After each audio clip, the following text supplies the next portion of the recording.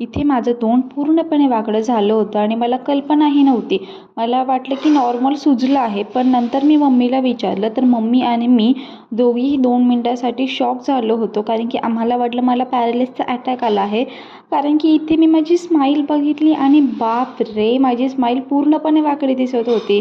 तर ॲक्च्युली माझ्या दाढेचं काम चालू आहे आणि मी तिथे 3 इंजेक्शन घेतले होते, तरीही मला भूल चढत नव्हती.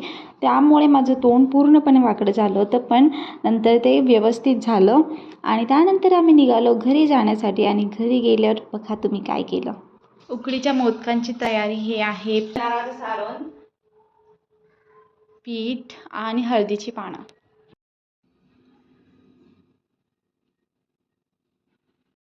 हे बघा मम्मीचा मोदक.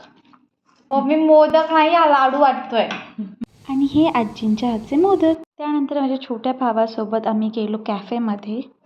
मम्मी आणि मी दोघी चिवडा करत होतो, त्याची तयारी. आणि आज रात्रीच्या जेवणामध्ये ती मस्त चमचमीत पावभाजी. Bye bye.